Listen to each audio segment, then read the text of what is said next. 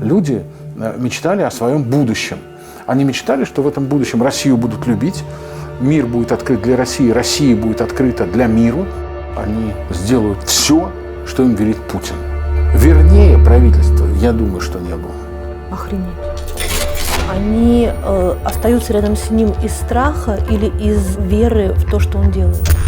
Россия – это крепость, ей никто не нужен. Кому нужен этот мир, как он уже говорил, если в нем нет России? Наша власть заказывает своему телевидению пропаганду для населения. И постепенно сама эта власть начинает верить в то, что она придумала, но теперь ей это показали по телевидению. Такой мощью и такими силами можно, конечно, на какое-то время сдать страну себе в лизинг чужую, разделить ее на части. Это произошла огромная драма. Они взяли и выдернули штепсель. А это сумасшедшие. Вы останетесь вдвоем с Венедиктовым? Да тоже нормально. У него там в шкафу много чего стоит. Вам стыдно, что у нас не получилось? Все было хорошо. Все кончится печально. Увы, ничего духоподъемного я тебе, когда там сейчас идут бои, сказать не могу.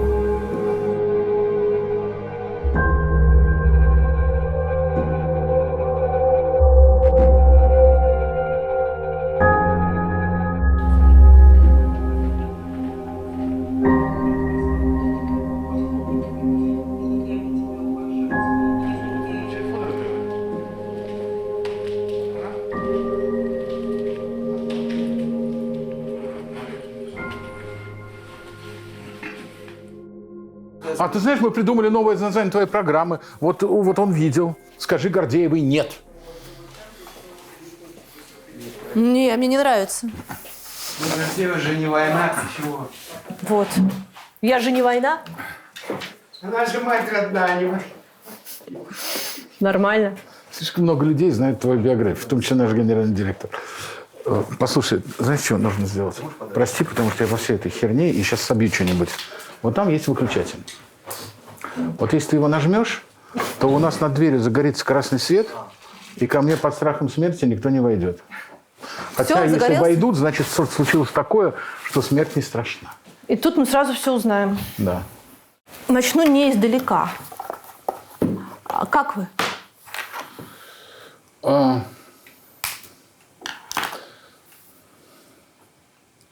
есть две стороны всегда. Если иметь в виду аудиторию, то нас читают сейчас каждый день приблизительно 4,5 миллиона на сайте. И в социальных сетях читают наши материалы, мы это видим. По статистике около 27, больше 27 миллионов человек. Это с одной стороны. С другой стороны, мы люди ко многому привыкшие. Мы переживали смерть коллег, друзей. Мы прошли Чеченскую войну, Грузинскую войну. Мы прошли сотни угроз, присланные сюда отрезанные головы свиней от фашистов, русских нацистов, да, из Борна, да, о том, что так будет с каждым, от уборщицы до главного редактора. Много чего прошли. Поэтому здесь, в общем, как тебе сказать, здесь нервы не сверху кожи, а все-таки под кожей. А у молодых пока еще наоборот. У них, конечно, настроение, я тебе хочу сказать, захватывающее, ужасающее. И, конечно, у многих крепнет и желание уехать. Сильно очень... Вот у меня лежат здесь, извини, я это уберу,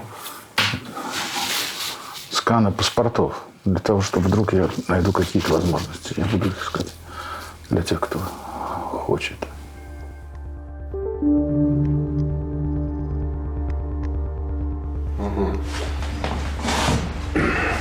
Так, если дополнений нет, то давайте к новостям. за вчерашний вечер, ночь и утро ушел почти весь бизнес международный из России, ушли все автопроизводители. Mercedes, BMW, Toyota там, и так далее по списку. Значит, с авиапромом абсолютно непонятно, потому что 520 самолетов Боинга и Airbus лизинговых требуют вернуть. И если верить РБК, то единственный возможный вариант, который Минтранс рассматривает, это национализация полная авиаотрасли. Я вчера говорил с врачами, фактически должны остановиться стоматологии. Ну, потому что все расходные материалы, в том числе импланты, значит, коронки, обтачивающие станки и все остальное, это все было немецким, более всего немецким. И вторая вещь, я вчера говорил с одним из выдающихся наших хирургов, фактически закончилась история с протезированием. Тот, кто не успел с шейкой бедра, с коленным суставом и тазобедренным суставом, все это было иностранным.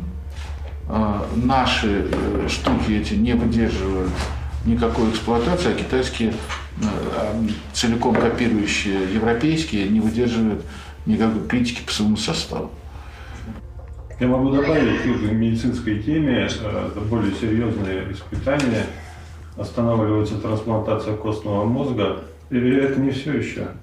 Международная организация помощи онкобольным отказалась от пациентов в России. Они отказались вывозить за рубеж, но как бы здесь внутри страны они продолжают помогать. И еще, чтобы все понимали, это ключевая история. Значит, резервов больше нет. Заявление Центрального банка о том, что они вводят предписание регулятора обложить 30% налогом покупку валюты, значит, и отмена 20% НДС на золото, с технической точки зрения это означает, что у них нет покупателей на вот эти вот тонны золота, которые они рассчитывали в качестве резерва. Это значит, им отказано. То есть кому-то хотели продать, и это отказ. То есть резервов нет, и они будут пытаться привлечь средства населения под вот это золотое обеспечение. А ячейки будут вскрывать? Да. Отлично. Можно дальше по новостям? Херсон пал, Харьков продолжает бомбить, Успенский собор в Харькове попал под обстрел. В общем, да, Чернигов тоже продолжает бомбить, и Киев. Это если сводки с фронтов.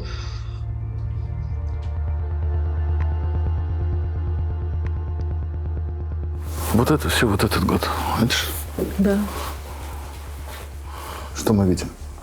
Говорю с летчиком, с своим товарищем. Он замечательный летчик. Он очень известный даже летчик. Вроде не бывает звезд среди летчиков, а он звезда среди летчиков. Самолет встанут на бетон. Это страшная фраза для профессионала. Самолет на бетоне. Потому что не будут поставлять запчасти, отзовут самолеты, которые находятся в лизинге. А у нас, только Airbus в 50% самолетного парка. Люди не смогут видеться друг с другом. Потому что ничего не летает и никуда не пускают. И не будут пускать. И не будет летать.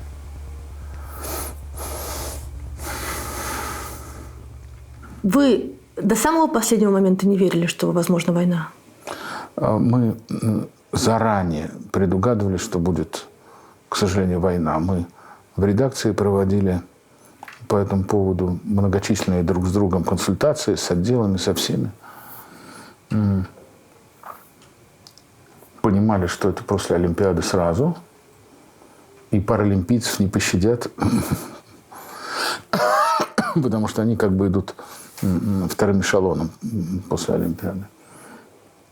Мы договорились о нескольких принципах. О том, что мы можем всегда со всеми вести диалог, поскольку мы люди, у нас есть вторая сигнальная система. Но если будет война, нам не оставляют никакого выбора. Было понятно сложные вещи. Было понятно, что в нескольких выступлениях Владимир Путин абсолютно уже четко перечислял все обиды, которые нанесены России в его лице. Было понятно по лексике, я читал эти речи, было понятно по лексике, когда там все время возникали нацисты, фашисты, Великая Отечественная война, подвиги наших предков. Было понятно, что та война, Великая Отечественная война, для Путина не закончилась. Путин сейчас, он по возрасту-то на войну не попал, но я хочу предположить, что Владимир Путин сейчас стремится одержать свою победу во Второй мировой войне. Она заключается в том, чтобы отстоять результаты, которые он считает правильными. Он сейчас воюет там. Он участник Второй мировой войны. Это мое предположение. Но когда я вижу, что милитаризованность сознания, иногда гуманистическая, кстати говоря, как «Бессмертный полк», но же его не случайно отжали у ТВ-2 и у Лапенкова с Мучеником, да, которые это придумали, и превратили его в государственно-патриотическое движение из человеческого, немножко бабушкиного, семейного такое, в любом случае. Хорошо, семейного. Спасибо тебе за подсказку. Из семейного в марширующее. Эти военные храмы с напоминанием о войне, вот это все, это, безусловно, жизнь в прошлом. Но как быть? Надо одержать победу, как будто она не была одержана. Вот. Люди, которые рядом с Путиным, они остаются рядом с ним из страха или из веры в то, что он делает? Я разговаривал вчера с несколькими людьми из тех, которые, в общем, находятся во власти. И я хочу сказать, что я не помню, когда вот это, только можно я не буду называть их элитой, да, а буду называть их там властью, окружением, но точно не элита. После знаменитого заседания Совета Безопасности, когда мы увидели трясущихся людей, многие из которых, видели, к трибуне шли, так широко расставляя ноги. Знаешь почему? Это памперсы, Катя. Ну ладно. Так вот, я не хочу их называть элитой, но я хочу сказать, что никогда они не были так едины. Никогда в жизни люди во власти, люди облеченные, я сейчас не говорю про бизнес, это очень близко, но все-таки не одно и то же. Они абсолютно едины. Они целиком разделяют мировоззрение президента Путина. А у президента Путина есть своя картина мира. Эта картина мира настолько же устойчивая, как приблизительно пирамиды египетские, где, знаешь, между плитами иголку не сунуть. Его картина мира, вот она абсолютно понятна. О том, что Россия – это крепость. Так называлась книга политолога, бывшего покойного ныне вице-спикера Думы Юрьева. Михаил, кажется, его звали. И многие из цитат этой книги, конспирологической книги, они просто, я вижу, как они кочуют кусками к спичрайтерам президента. Это изоляционистская страна, это страна с великими ископаемыми, ей никто не нужен. Она должна понять, что Запад – это враг, мир – враг. Вот эта картина мира, она передалась, она инфицировала всю элиту. Все. Все-таки сказали. По привычке, понимаешь? Ну, в политологическом смысле это элита. Ну, я не знаю, я не могу, не готов назвать там, героями, элитой. Там. Значит, это... А элита, кстати, не комплементарная. Сподвижники.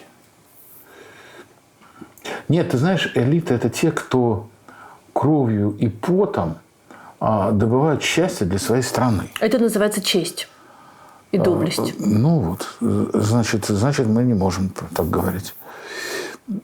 И они разделяют это. Там нет никакого раскола. Все эти теории, которые вечно нам где-то втюхивали, а теперь продолжают про это говорить, о том, что все произойдет, смена власти в результате раскола элит. Нет никакого раскола. Так вы сами сказали, что не боялись, когда шли выступать на Совбезе.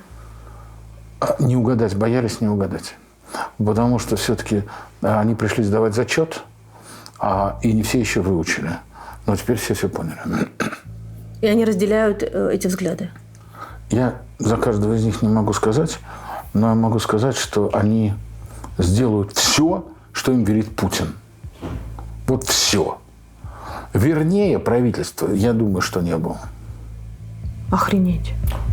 Nous avons vu M. Muratov. Да, я слышу вас. Хорошо, прекрасно. Невозможно смириться с тем, что российская армия убивает украинцев, а украинские вооруженные силы, обороняясь от нападения, убивают российских солдат. Снова прячут трупы. Снова десятки раненых. Снова плачут матери. Снова, как во время Чеченской войны, ходят и ищут следы своих сыновей десятки российских матерей. Но я хочу вам сказать, не верьте государственным социологическим опросам в России. В России народ против войны. Россияне не хотят этой войны. И не надо путать россиян и ту власть, которая развязала эту бойню. У наших детей эта война отобрала будущее. Сломала будущее.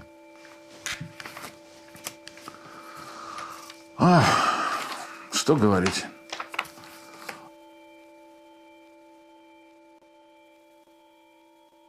В какой момент это началось? Причем здесь Украина вообще? Это же началось не в 2014 году. Нет, началось все раньше. Если иметь в виду, к чему пришел Владимир Путин. Если ты помнишь, где-то до 2006-го, чтобы не соврать года, Россия содержала свое посольство в Брюсселе. Это было посольство Россия-НАТО. Там сидели разные послы, в том числе и Рогозин, кстати говоря. Путин всерьез предлагал рассмотреть вопрос о вступлении России в НАТО. Прям серьезно предлагал. И очень удивился, когда им сказали, что для этого нужен какой-то там типа испытательный срок, подготовить документы. Он был уверен, что от такого уникального предложения не отказываются, а ему начали ставить препоны. Потом, когда у него возникло полное ощущение, что они его обманывают, то есть Запад обманывает Путина, была произнесена Мюнхенская речь, в которой, собственно говоря, в 2007 году прозвучало абсолютно все, что известно сейчас. Вряд ли эта речь была воспринята всерьез. Она была всерьез воспринята небольшими режимами в латиноамериканских странах, на Кубе. Это одно из самых важных выступлений Путина. Да, вот именно так. Но оно было услышано, и в нем еще была вторая примирительная часть в этом выступлении. Но большие политики, лидеры европейского мира, они всерьез это не восприняли. Они это восприняли как риторику. Но в следующем году была грузинская война. И президент Буш говорил Владимиру Путину одно, а Михаилу Саакашвили другое. А разведки существуют для того, чтобы сравнить это сказанное. И с тех пор, я думаю, это был один из самых серьезных переломных моментов с тем, что Россия всегда говорила про приверженность западным ценностям, про диктатуру закона, про то, что мы открыты, мир глобален. Да? Все это тогда, собственно говоря, и закончилось. Им веры нет, и они понимают только силу. Вот. Не только веры нет, но они понимают только силу. Они не понимают язык. Это как бы внутренний монолог, как я представляю, внутренний монолог коллективной власти. То есть коллективная власть обиделась на Запад? Очень сильно обиделась. Обиделась, просто до усрачки обиделась. Ужасно обиделась. Просто как-то, невероятно обиделась. Еще произошла одна вещь. Когда Путин вдруг понял, что те люди, которые с ним говорят о ценностях, на самом деле говорят о ценах. Но если ты обратишь внимание, то Владимир Путин крупным оптом скупил очень представительную западную власть, западных политиков в советы директоров российских государственных компаний. Это те, которые сейчас спешно из них выходят? Сейчас они спешно выходят, но они также спешно прям до влажности и вошли туда. Там были французский премьер, там был немецкий канцлер, там был еще канцлер, там были политики итальянские. Это же... И они расселись по местам, да? Они получали свои... Огромные. Я не знаю точно про всех, хотя я просто на память сейчас не помню. Но я тебе могу сказать, что это по несколько миллионов долларов в год. И он ржет же над этим, Путин. Он говорит, и эти люди говорят мне что-то такое про ценности. Вы все про бабло. И он в этом абсолютно уверен. Мне кажется, что он уверен в том, что он предлагал дружбу, получил отказ, а теперь не обижайтесь. Это нормальная логика. Я сам вырос в таком дворе. Это нормальная логика дворового поведения, школы восьмилетки. Это логика такая. Тогда не обижайся. Тогда не обижайся. Это сильный психологический, мне кажется, сильный психологический надлом. И даже в кризисный момент, самый критичный для нашей страны, потому что, что происходило-то в ночь на 24 в стране, сломали будущее. Взяли и сломали. Он долгое время перечислял, обиды. Обиды. Есть еще, конечно, один момент. И он тоже прозвучал в речи президента. С кем договариваются, они все время меняются. Нет, это... я сформулировал это сам так, да? Но по большому счету. Посмотри, за время Путина сменилось несколько канцлеров Германии, несколько президентов Америки, с полдюжины президентов и премьеров, Италии и Франции, да? Но они же все время меняются. Действительно, с кем ему разговаривать, кроме Ганди? Тут-то не успел, привыкнуть к человеку, а у него раз и срок прошел. Но это же нерационально, правильно? Нерационально. И Путин оказался самым опытным политиком в мире. Он у власти 22 с небольшим года, потому что, когда он был премьером, у него уже были гигантские рычаги. Никто из европейских или американских политиков столько у власти не находился. Он их всех знает, как облупленных. Он не верит абсолютно никому ничему. Он считает, безусловно считает, что...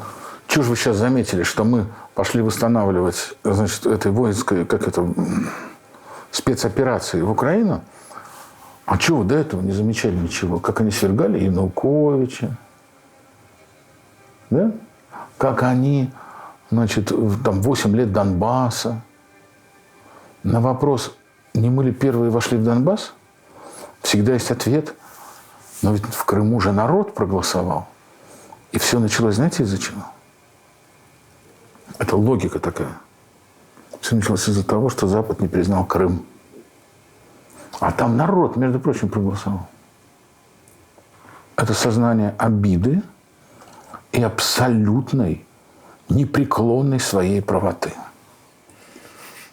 Когда правота была слабой, ну там категории «Б», то это было накопление обид. А когда появились Искандеры, Булавы и Цирконы,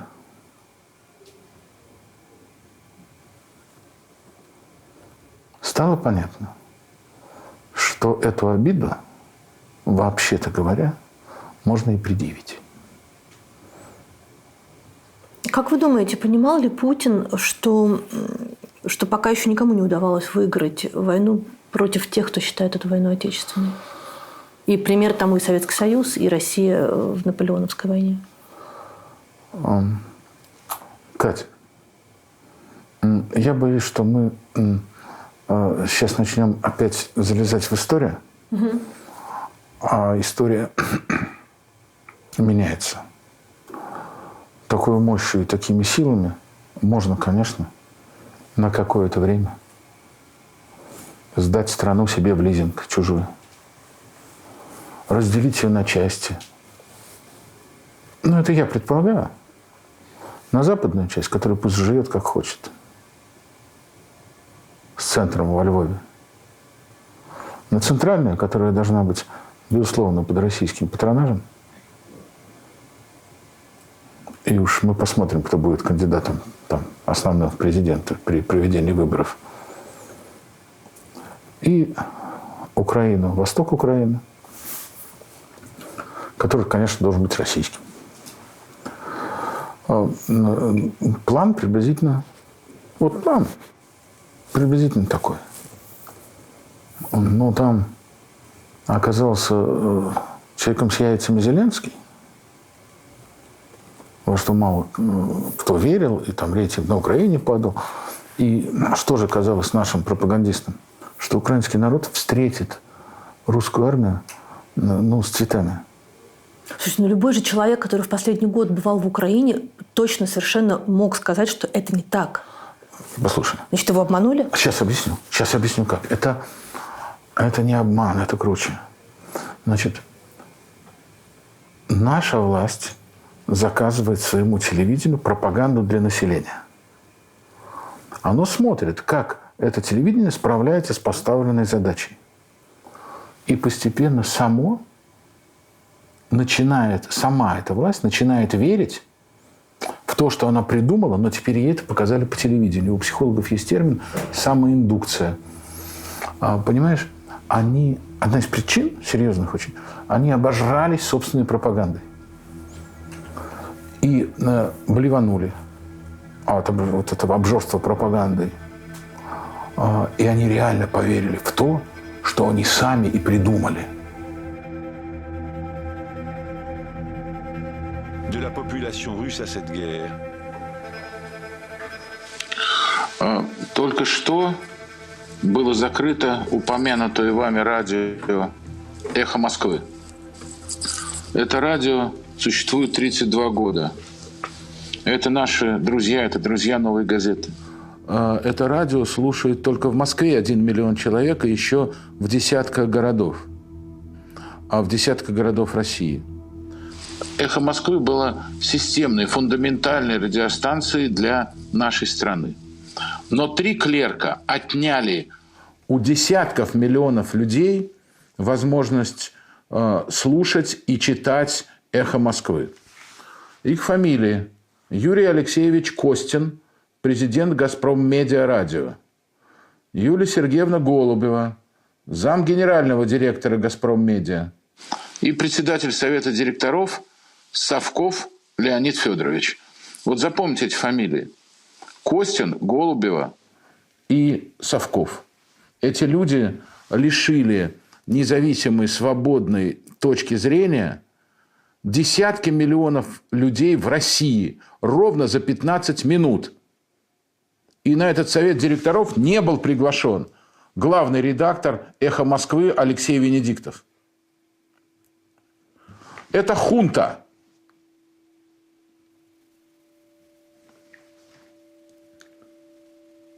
Мы посвятим номер войне на Украине и закрытию «Эхо Москвы».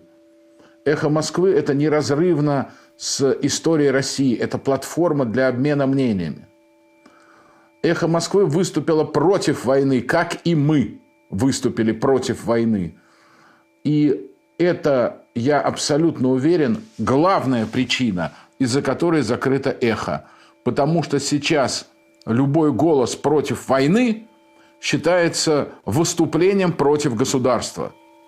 En vertu de mes pouvoirs discrétionnaires de président, un léger changement dans... Для меня это огромная человеческая драма. «Эхо Москвы». Я очень со многими много лет дружу. Венедиктова я знаю, наверное, 30 лет точно. И он очень верный друг. Я надеюсь, что я ему тоже.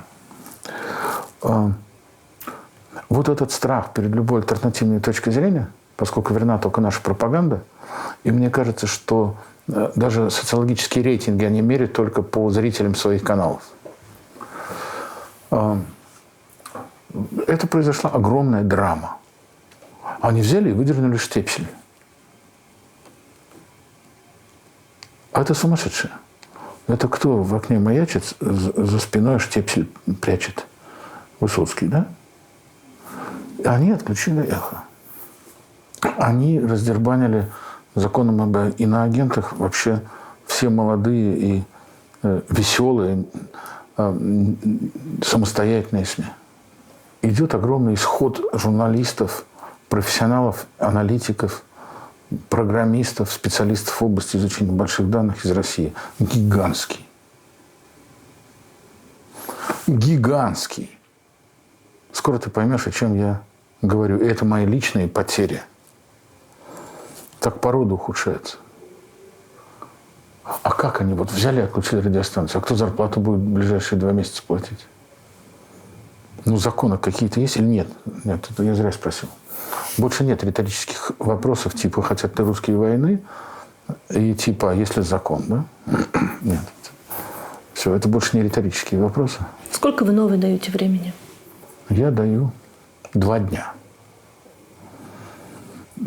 Потому что если сейчас будет принят закон о фейках, это означает, что любого нашего сотрудника можно посадить надолго. От 2 до 15.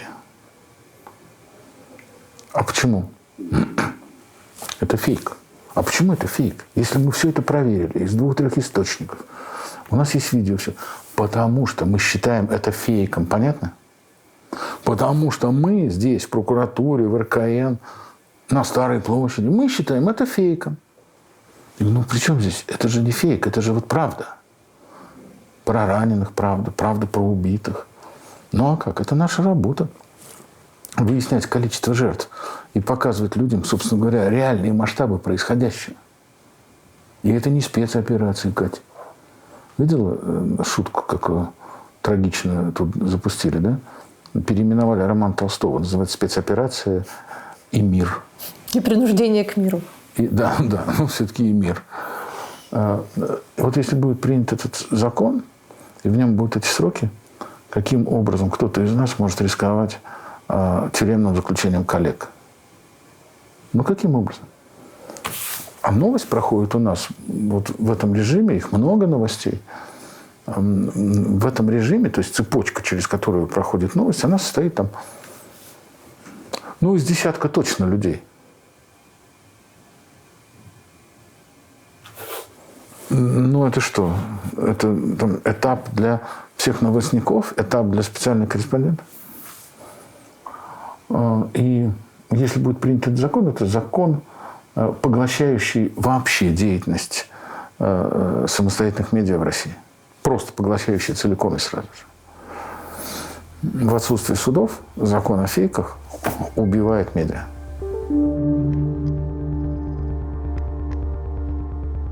Потом, что происходит в киноиндустрии, в музыкальной индустрии. Стоит уже.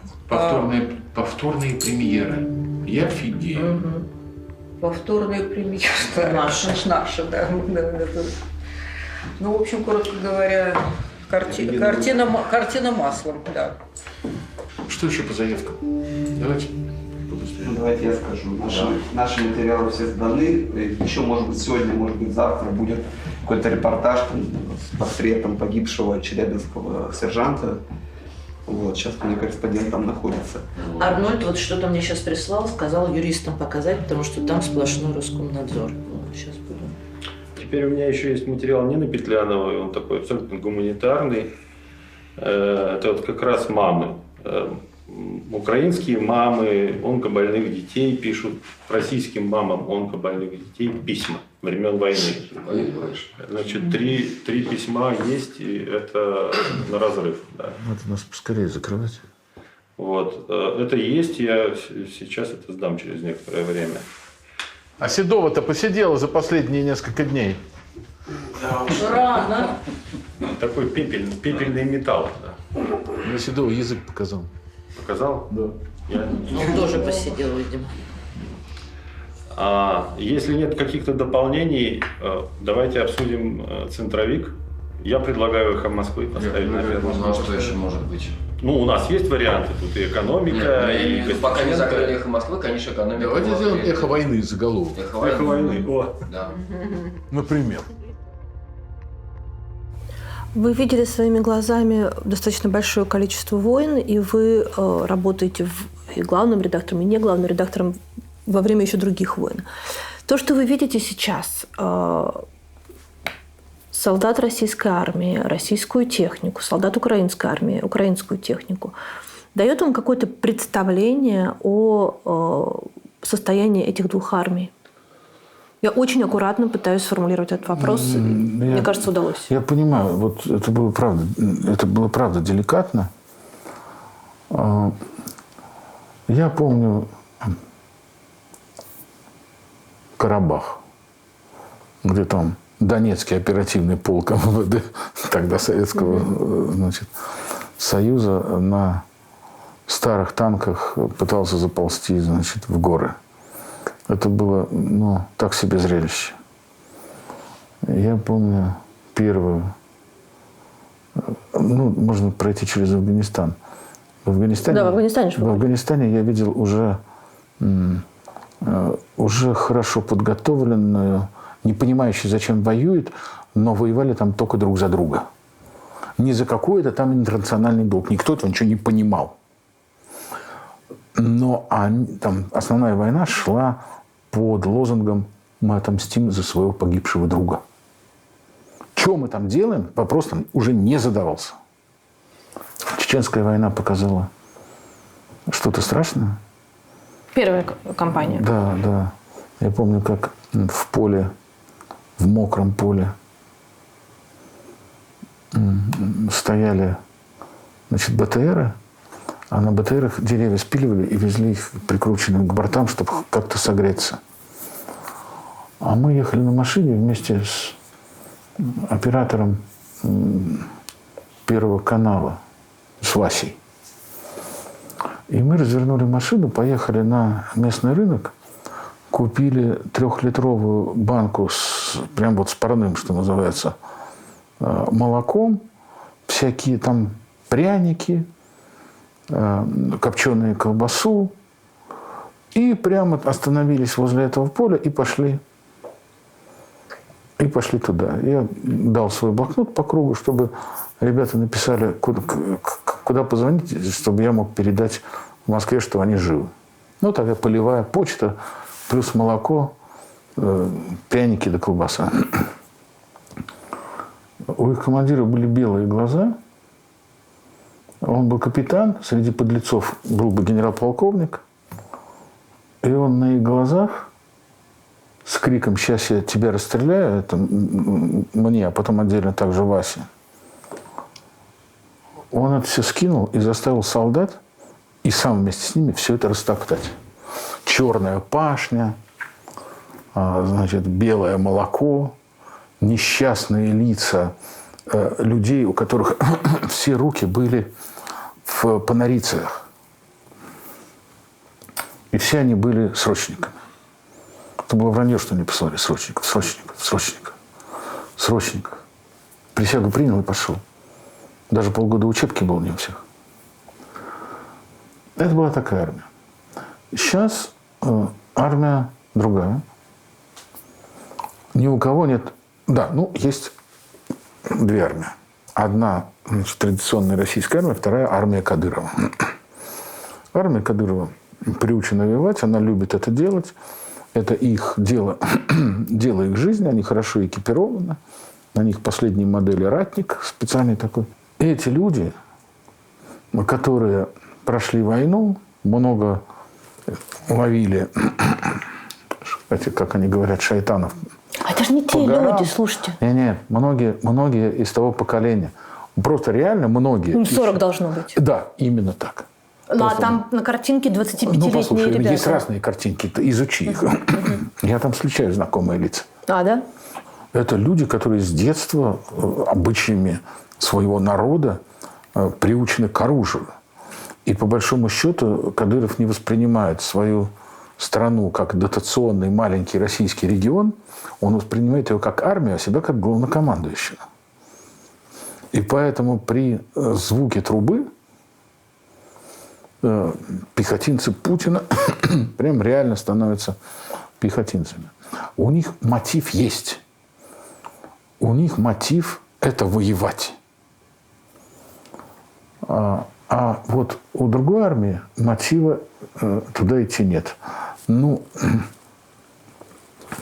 много сейчас получаю всякой информации. Но армия не понимает, почему они должны сражаться с украинцами.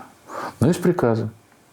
Командиры, конечно, сейчас, наверное, не топчут молоко в пашне, но все построено достаточно жестко, иерархично, как положено в армии. И страх перед наказанием, трибуналом, страх перед тем, что, значит, командир будет недоволен, он гонит вперед.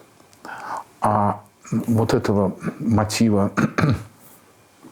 защищать свою родину, вот он отсутствует. А у Путина присутствует.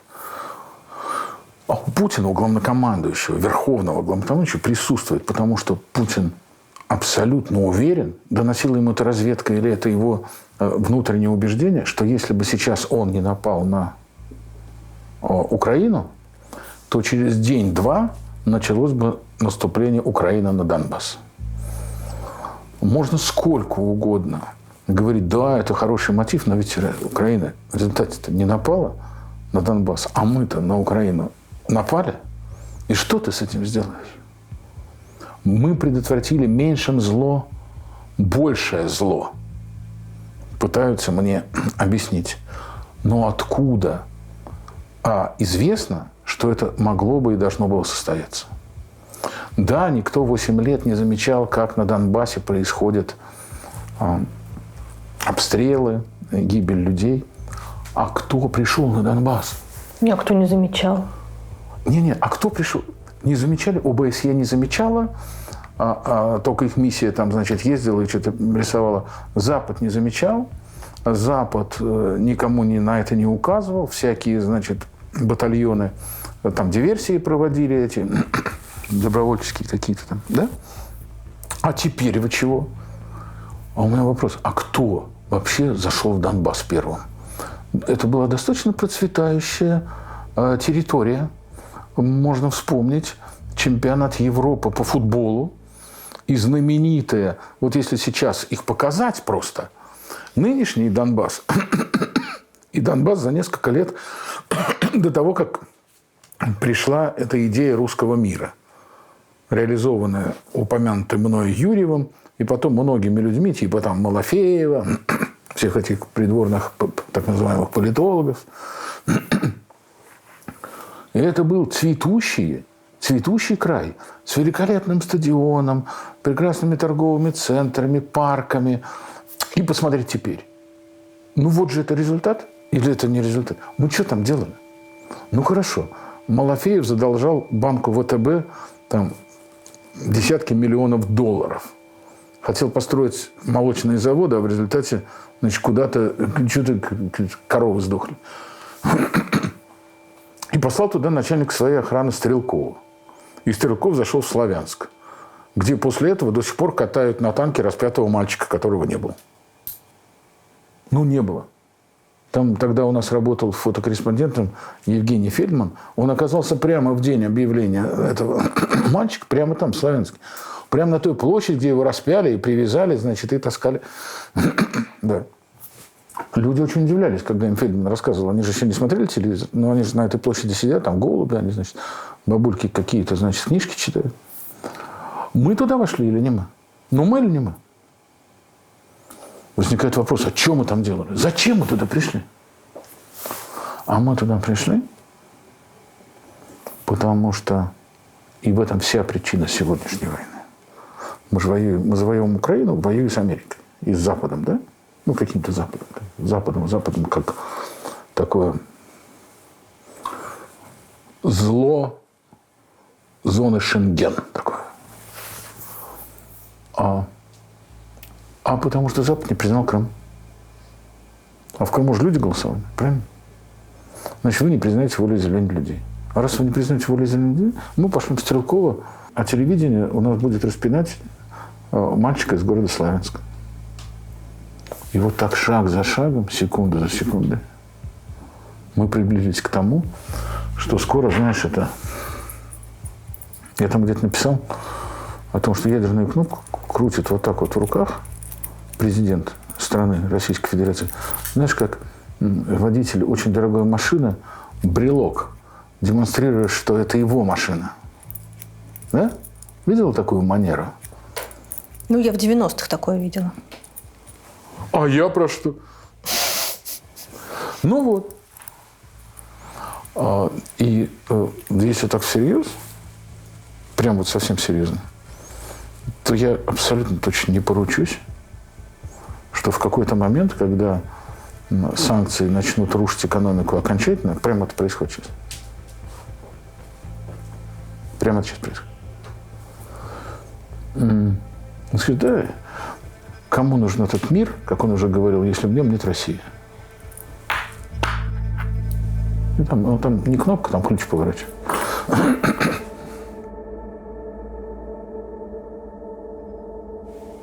Мы с вами проговорили про политическую, ну, назовем это власть, да? Но есть же еще бизнес крупный, который теряет сейчас с каждой секунды почти все, что он так или иначе получил за эти годы. Почему молчат эти люди? Ну, не все молчат. Значит, Абрамович, когда понял, что заберут все, продает Челси и говорит, что направит это на гуманитарную помощь Украине. Это, на самом деле, очень большой стейтмент, на мой взгляд. Да, ну серьезное высказывание. Это большое, серьезное высказывание, которое, ну, да, на мой взгляд, должно изменить поведение бизнесменов. Сигнал. Нет, ну что ты. Ну, еще раз, ну что ты. Ну, я же тебе уже говорил, они в памперсах и в намордниках. Нет, есть несколько. То есть на них на всех есть только один Абрамович, который может от себя говорить? Нет. Некоторые очень умные и без залогов аукционов создавшие свои огромные производства, сейчас, во всяком случае, не будут говорить, потому что они прекрасно понимают, что могут национализировать все, что не дает убытков. И они оберегают как раз результаты всей своей жизни. Кто-то выступает, ну, например, Фридман. Он уже попал под санкции, Фридман. Но дело вот в чем. Дело в том, что родители Фридмана вообще-то живут во Львове.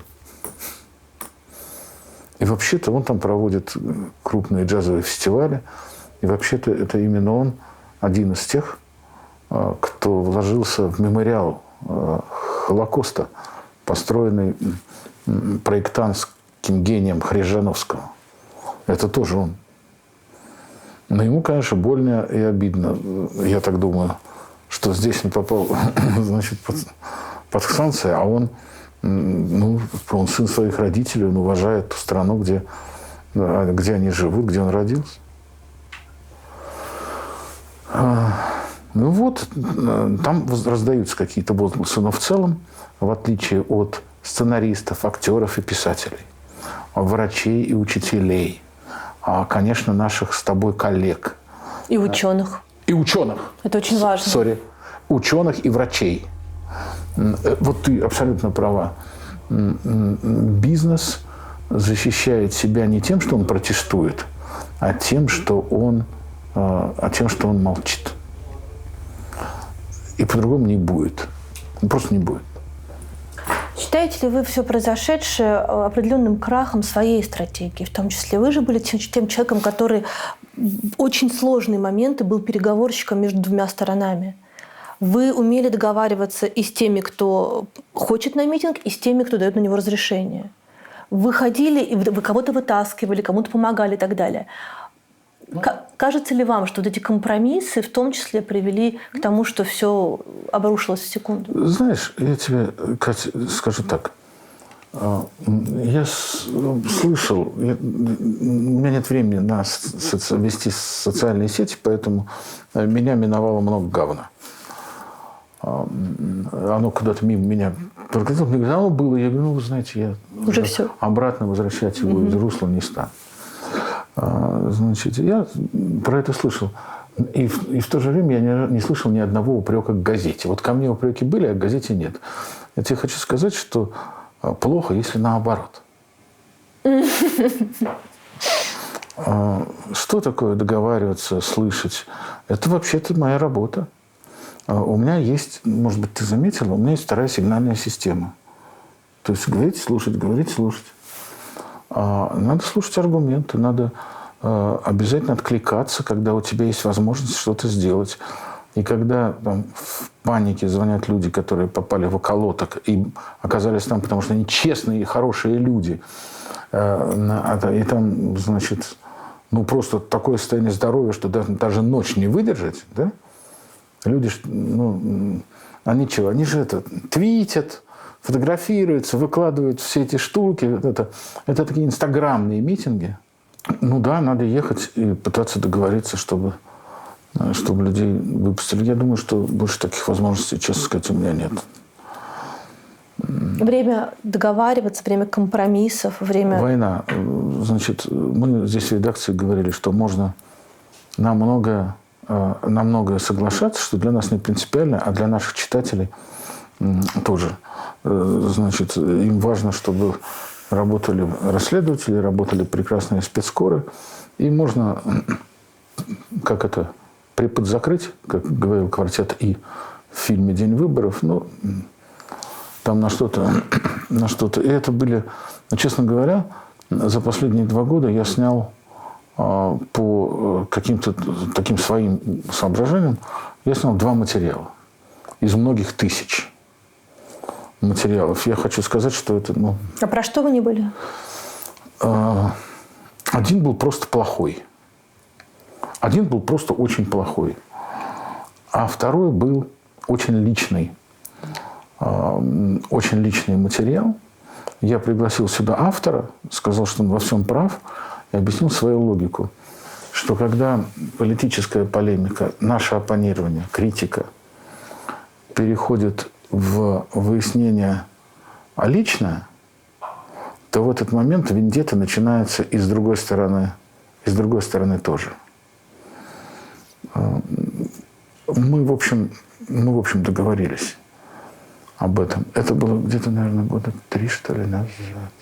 Ну. А так, еще раз говорю, к газете нет претензий, а ко мне, ради бога.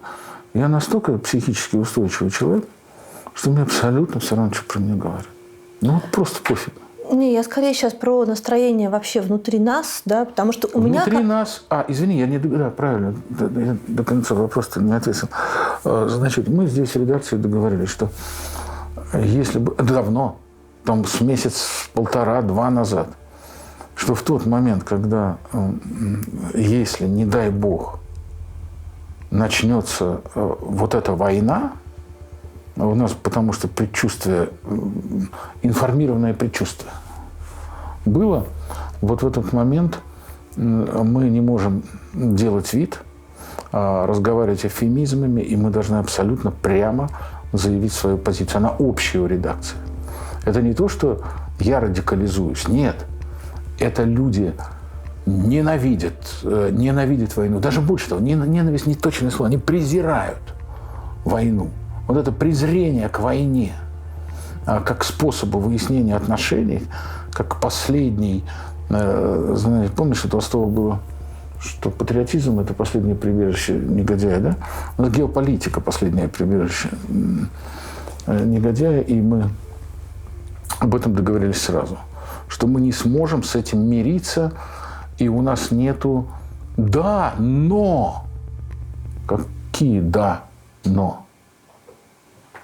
Какие «да, но», если опять умирают российские солдаты, украинские солдаты, гибнут мирные города?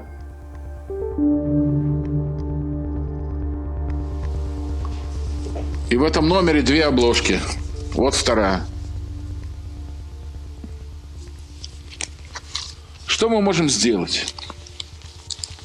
Это самый важный вопрос, и я очень на вас рассчитываю. Перемирие. Немедленное перемирие и прекращение огня. Переговоры могут идти об этом. Прекратить огонь. Предотвратить гуманитарную катастрофу. Спасти мирных жителей. Предоставить гуманитарные коридоры. Спасти раненых. Обменять пленных. И дать возможность похоронить убитых. Вот самое важное из того, что мы вместе сейчас можем сделать. Спасибо за внимание.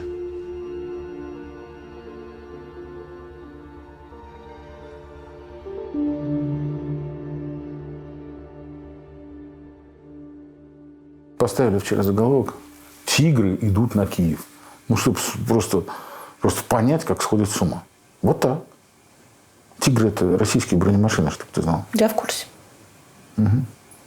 Название придумали просто. А вот интересно, кстати, я потрясена тем, что вот этих вот рифм, да, мы знаем, что «Тиграми» были фашистские танки. Мы знаем, что напали в 4 утра. Почему они не чувствуют рифм этих? Это же, как-то прям уж совсем чудовищно. Нет ответа, это жуть. На этот вопрос, но видно такая саркастичная ирония. Я не могу ответить. Я не думаю, что... Вот здесь я не думаю, что это было сделано сознательно под стилистику Рейха. Ну, это уж совсем... Ну, и Скобеева, не Рифеншталь. Прям скажем. По опросам официальным большинство россиян поддерживают военную операцию. Еще раз можно? По опросам каким? Официальным. Каким? Официальным. И кто его проводит? ВЦИОМ. А ВЦИОМ – это государство? Да. Да. То есть государство опрашивает для себя через государственную службу с тем, чтобы подкрепить свою позицию. Чего? Даже если мы ополовиним опрос ВЦИОМ, все равно будет много. Хорошо, я согласен. Я согласен. Только даже ВЦИОМ говорит, что треть-то против. Даже по государственному опросу треть против. Треть – это, извини, знаешь сколько? Это если там всю численность народа иметь, то это там 50 миллионов. Треть. Треть. И это огромное число. Даже если мы предполагаем, что врут, мы можем представить себе, что приблизительно части тех, кто за, и тех, кто против, там в разных пропорциях, но приблизительно, они одинаковые. И обычно это приводит к тому, что там диванные разногласия приводят к физическим. Как вы оцениваете эту перспективу? Можно я по-другому отвечу? Прости, не прямо на вопрос, но просто продолжу твою предыдущую мысль. Значит, а у нас есть январский опрос Левады. Это полевые исследования, телефонные опросы. Люди же боятся. Мы же понимаем, что когда людям спрашивают, вы поддерживаете там действия президента по наведению порядков в этой спецоперации, военной спецоперации? У человека знают номер телефона, значит, знаете, где он живет. Что ответит человек? Да, он отвечает, поддерживает. Ну, ему страшно же, блин. Кать. Можно говорить только лицом к лицу, не называя фамилии, не по телефону. Вот чем, кстати говоря, скоро мы будем давать социологическое исследование, другое, не буду сейчас про него подробно рассказывать. Вот чем занимался Левада? У Левады получается две уникальных цифры. Катя, ну это мой будет к тебе вопрос, как ты мне объяснишь, хорошо? Не возражаешь? Да. Значит, приблизительно 70% людей против войны, а уж тем более войны с Украиной, 70%. То есть обратная пропорция с ВЦИОМом. Но, Катя, приблизительно 70% людей поддерживают деятельность Путина на посту президента Российской Федерации.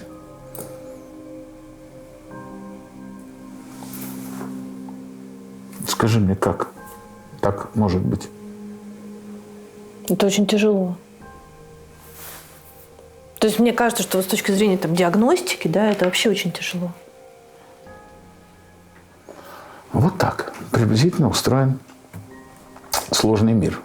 Не находимся ли мы на грани гражданского большого противостояния внутри страны, которое приведет к очень плохим последствиям? Гражданской военной операции. Это не я сказала. Я не думаю про гражданскую войну в России. Я абсолютно всерьез думаю о том, что может примирить эти разные части, хоть в ЦИОМовскую с Левадовской. Там, да? Да. А что? Вот я в чем абсолютно уверен. Значит, перемирие. Вы верите? Подожди. Перемирие, переговоры, гуманитарные коридоры, гуманитарная помощь, обмен пленными и возможность забрать тела погибших, поменяться ими. Вот это то, больше ни о чем договориться нельзя. Вообще ни о чем, а о чем договориться? Больше ни о чем договориться нельзя. Давайте еще раз. Перемирие, обмен пленными, возможность забрать тела погибших и гуманитарный коридор. Обменять пленные и гуманитарный коридор. И гуманитарная помощь. И, конечно, поменяться своими павшими, да, для того, чтобы достойно похоронить. В Саратове сейчас Надя Андреева, наш САПКОР, ну, история фантастическая, я не буду называть фамилию этого парня. Значит, 24-го его убили. Похоронка пришла в день его рождения. Значит, если я не ошибаюсь, 25 февраля. Уведомление. Они заказали, значит, могилу, выкопали, затянули целлофаном и начали спрашивать, ну, когда приедет тело. А тело потеряли. И до сих пор стоит эта накрытая, пустая могила в городе Саратове. Вот. Поэтому, да, надо обменяться телами пленных, создать гуманитарный коридор и перемирие. Извини, что я столько раз это повторяю. Что такое перемирие? Это прекращение огня. Потому что, ну что же это за странные переговоры на Гомельщине, там где-то, да, на границе, когда в это же время идут самые жестокие обстрелы Харькова. Ну, во время переговоров, обстрелов. Почему Харьков так дался? Ну, дался Харьков. Военные предприятия, заводы. Он должен, видимо, войти, как я понимаю, Харьков, один из тех городов, который должен, по мнению разработчиков замечательного плана разделения Украины, попасть в российскую зону влияния. Вот почему. Сегодня объявляют торжественно по телевизору, знаешь, что, Катя? Херсон пал. Чего? Вот поэтому нужно перемирие, то есть прекращение огня. Хорошо, а вы считаете, что это возможно? Я считаю, что для того, чтобы... Поскольку ничего другое невозможно, никто не отзовет признание ДНР и ЛНР, никто не будет возвращать Крым из ныне действующей власти. Абсолютно точно. Вопрос закрыт. как было неоднократно сказано, остается только возможность того, чтобы не уничтожали людей. Чтобы все равно война кончится. Вопрос, с какими потерями. И как быстро? Ну, видимо, главнокомандующему обещали, что прям быстро. А сейчас счет уже идет, значит, прошла неделя. И, насколько известно мне, взяли еще одну. Или даже планировали сразу на 2. Но пока, честно говоря, конца и края не видно. Ну и потом, если Россия согласилась на переговоры, почему в это время не может быть перемирия? Сколько сейчас у новых корреспондентов в Украине? Не скажу. Подруга твоя там, да. Костюченко. Да, про остальных не скажу. Потому что сейчас начнут проверять паспорта, документы. Понятно, что... Потому что кто-то у нас на той территории, которая является, в которой не захваченной территорией, а кто-то у нас той, которая уже захвачена. И я не хочу ни там, называть никакие имена. Понятно, что вам за них страшно, а за себя вы боитесь?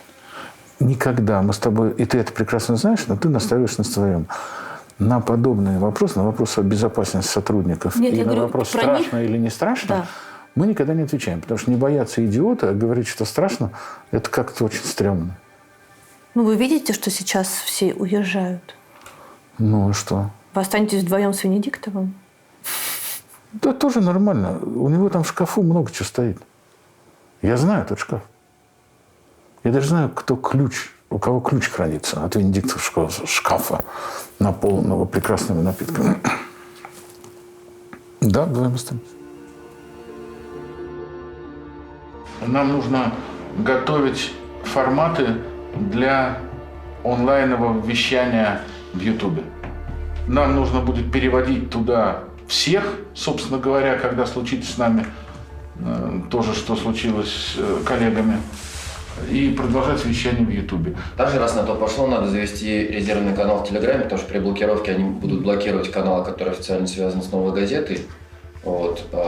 Если просто завести канал, куда будет дублироваться информация, не связанная с газетой, завести кого-то из физических лиц, то он как бы устоит при блокировке какое-то время.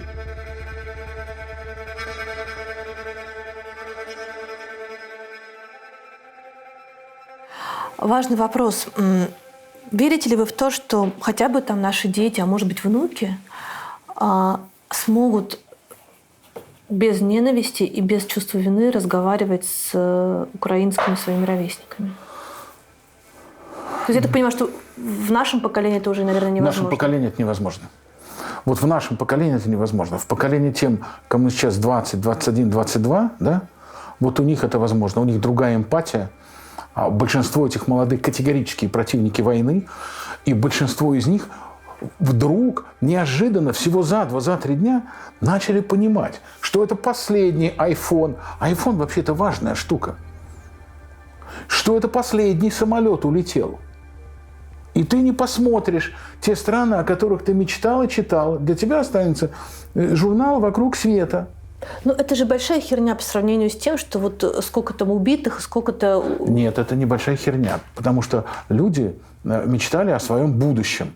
Они мечтали, что в этом будущем Россию будут любить, мир будет открыт для России, Россия будет открыта для мира, границы будут условными, они будут для порядка и таможни. Они абсолютно точно мечтали о том, что к ним будут относиться как к достойным и равным, что здесь будет полно туристов, что здесь будет атмосфера между Россией и миром, как была во время чемпионата мира по футболу. Вот приблизительно вот так. Или еще лучше, как она была в 2014 году в Сочи до аннексии Крыма. Вот о каком мире мечтает это молодое поколение. Они хотели радостного мира, а не мира, в котором нужно заботиться о том, чтобы сейчас для бабушки срочно закупить лекарства наперед, потому что потом будут дженерики. Вам стыдно, что у нас не получилось? Да нет. Да нет. Мне жутко горько. Значит, стыда нет. Я тут смотрю, у меня за стеной эта газета висит. И я точно не испытываю за то дело, которым я 30 лет занимаюсь, чувство стыда. Я испытываю боль за то, что нету там Ани, Юры, Игоря, о том, что нету Стаса, Насти, да, что Наташи нет. За то, что именно эта война подкосила и убила Нукзара Микеладзе. Вот за это я чувствую ответственность и вину. А за то, что мы делаем, я не чувствую никакого стыда точно. Не получилось? Послушай, ну что-то и получилось. Что-то и получилось. Получились какие-то годы, что-то и получилось. Но то, как это завершается, вот в моей, например, жизни, все сформулировано у Шварца, моего любимого, Евгения Львовича. Все было хорошо, все кончится печально.